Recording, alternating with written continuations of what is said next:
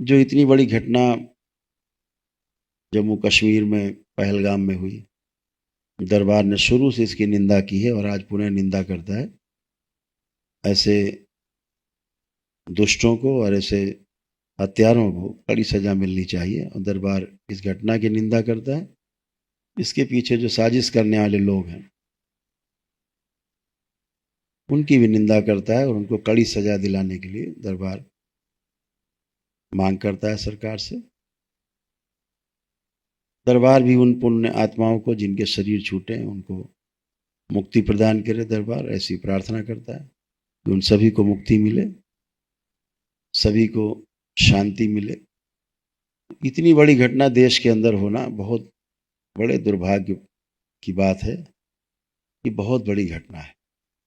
इतने निर्दोष लोगों को पूछ पूछ के कि धर्म के नाम पर कि तुम्हारा धर्म क्या है, तुम्हारे, तो ऐसे हत्या करना, जबकि सत्य तो ये है कि कोई किसी का धर्म तो अलग अलग होता नहीं। इस देश के अंदर धर्म एक ही है, वो सनातन धर्म है।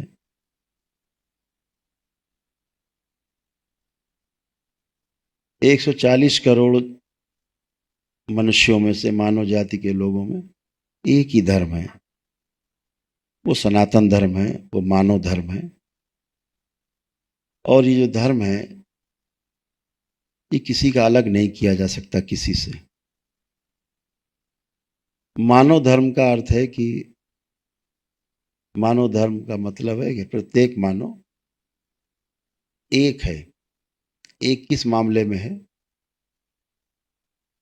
प्रत्येक मानव सुख चाहता है। कोई मनुष्य हो, गोरा हो, काला हो, कम उम्र का हो, ज्यादा उम्र का हो, कोई भी हो, तो सभी में सुख की चाहत है। और ये जो सुख की चाहना है, कितना भी आदमी को मारो काटो, उसकी सुख की जो चाहना है उसको आप उससे अलग नहीं कर सकते।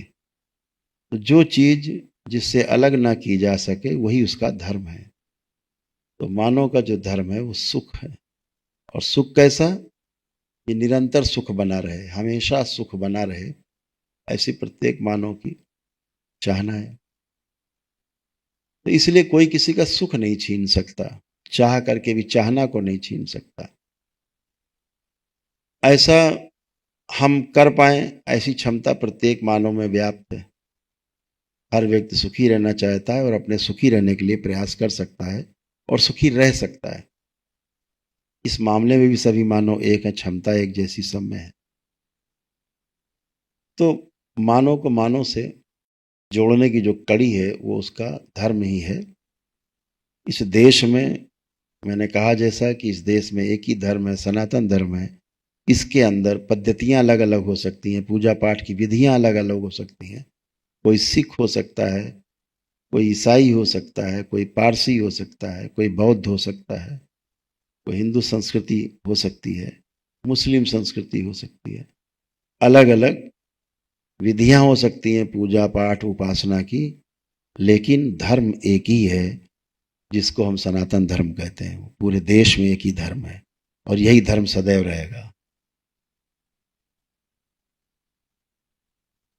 तो पुनः से हम ये कहना चाहेंगे आप सबसे कि सभी को धैर्य बनाए रखना है और सरकारें जो कर रही हैं वो बहुत धैर्यपूर्वक अपना काम कर रही हैं।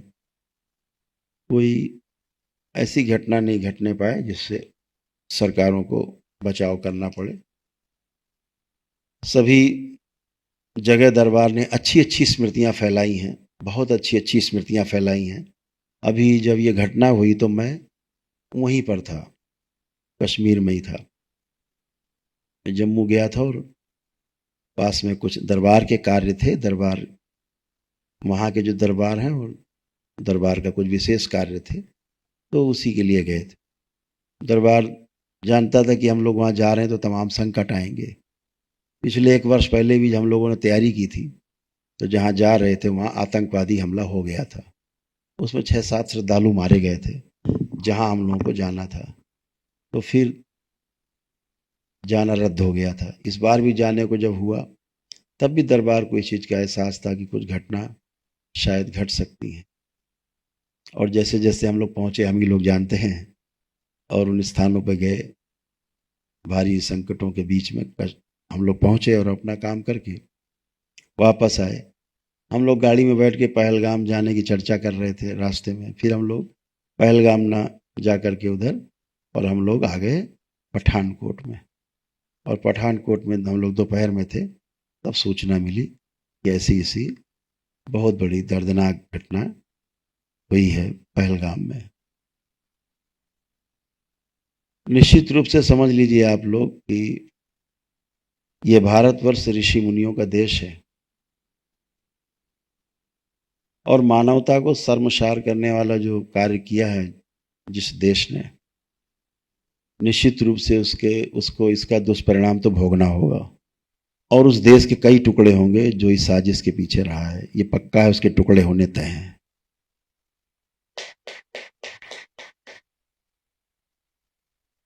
जैसे बांग्लादेश अलग हुआ, वैसे कुछ और अलग होने को है। दरबार बहुत स्पष्ट देख पा रहा है कि इसका दंड उस देश को भुगतना पड़ेगा। ये ऋषि मुनियों का देश है, ये भारत देश है। और मैं तो कहता हूं कि सहन करना किसी भी दुर्व्यवहार को या किसी प्रकार के ऐसी दुर्घटनाओं को जिनको जो मानवता के विरुद्ध हैं, उनको सहना भी एक प्रकार का अन्याय है। सहना क्या है? जहां मानव मानव को सुख दे और उसमें थोड़ा सुख अपना कट रहा हो तो चलो ठीक है, वहां पर सहन किया जाए। लेकिन जिस तरह से घटनाएं हुई हैं वो बहुत अच्छी नहीं हुई हैं, और हम सभी इससे बहुत व्यथित हैं कि कितनी महिलाओं ने अपने पतियों को खोया, कितनी माता पिता ने अपने बच्चों को खोया, एक साथ मारे गए, निर्दोष मारे गए, जिनका कोई दोष नहीं था, जो सिर्फ थोड़ी सी खुशियों के लिए गए थे बाहर, कुछ पल बिताने के लिए, और लौट करके लाशें उनके घर में पहुंची, परिवारों में। सोचिए क्या उनका, कैसे उनको झेलना पड़ा होगा इस दुख को। तो परिवार, जितने भी ऐसे परिवार हैं, दरबार उन सब परिवारों के इस संकट की घड़ी में हमेशा साथ है और हमेशा साथ खड़ा रहेगा। और उनकी मुक्ति के लिए भी दरबार प्रार्थना करता है, और उनको शांति मिले ऐसी कामना करता है। हम सभी लोग जो आतंकवादी हमले में हमारे देश के जो नागरिक हैं, जो बच्चे हैं जिनको कत्ल किया गया, उनको शांति मिले, इसके लिए 2 मिनट का हम सभी लोग मौन रखेंगे, खड़े होकर के अपने अपने स्थान पे 2 मिनट के लिए मौन सभी लोग रखेंगे।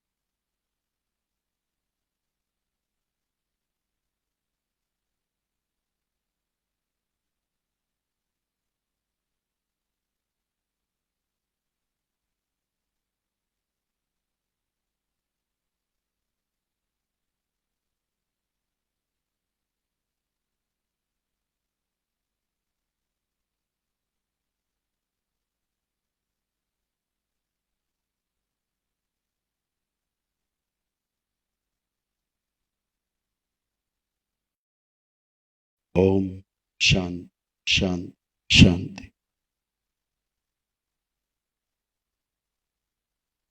बोलिए सदगुरुदेव भगवान की।